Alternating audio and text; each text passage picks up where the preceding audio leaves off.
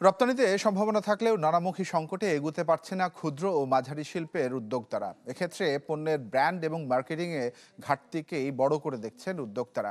ঢাকা চেম্বারের অনুষ্ঠানে বিষয়টি উঠে আসে। এ সময় দেশে এবং বিদেশে রপ্তানিকারকদের সংকটের পেছনে সরকারি দপ্তরগুলোর সমন্বয়হীনতার কথাও তুলে ধরেন ইপিবির ভাইস চেয়ারম্যান। সবশেষ অর্থবছরে ৮২ কোটি ডলারের পাট ও পাটজাত পণ্য রপ্তানি হয়, যেখানে 4 ভাগের মাত্র 1 ভাগ পাটজাত পণ্য। এসব পণ্যে কাঁচা পাট ও সুতার তুলনায় 3 গুণ বেশি দাম পাওয়া গেলেও কাঙ্ক্ষিত গতি নেই। শুধু পাট নয়, একই অবস্থা চামড়া, প্লাস্টিক সহ উদীয়মান বিভিন্ন শিল্পে।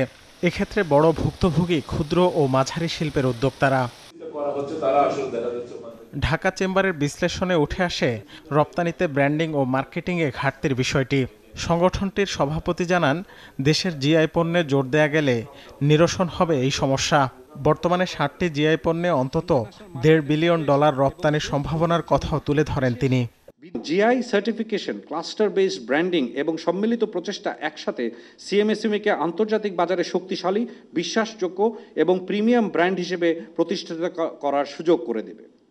বক্তারা বলেন, রপ্তানিতে শুল্ক অশুল্ক বাধা করতে হবে দূর, বাড়াতে হবে নীতি সহায়তা।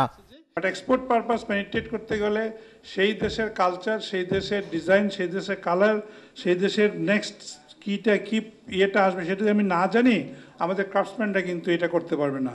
যারা মাইক্রো লেভেলে আছে, ডোমেস্টিক মার্কেটে যদি তারা একটা সবল অবস্থা না যেতে পারে, কিভাবে তারা এক্সপোর্টার হতে পারবে? সুতরাং এই জায়গাতে খুব গুরুত্ব দেওয়া দরকার যে গভর্নমেন্টের পলিসিতে এখানে একটা সাপোর্ট অবশ্যই নিশ্চিত করা দরকার। এটা আমি বলবো যে সংকট নিরসনে নানামুখী পদক্ষেপের আশ্বাস দেন শিল্প সচিব।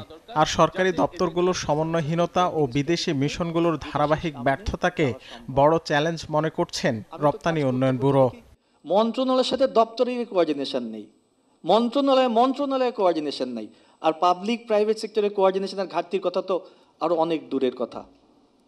এগুলি থেকে আমাদের বেরিয়ে আসতে হবে। আমাদের যে সমস্ত মিশনগুলো বিদেশে আছে, কমার্শিয়াল কাউন্সিলর আছে, তাদের কাজই হচ্ছে ওই দেশের কী কী পণ্য কীভাবে যাবে, কোথায় যাবে, কী কী ব্যারিয়ার্স আছে, কী কী ট্যারিফ আছে, কোথায় আছে, নেগোসিয়েশন করা এবং নেগোসিয়েশনের মাধ্যমে আমাদেরকে ইনফর্ম করা যে আমরা এইগুলো ওই দেশে নিতে পারি।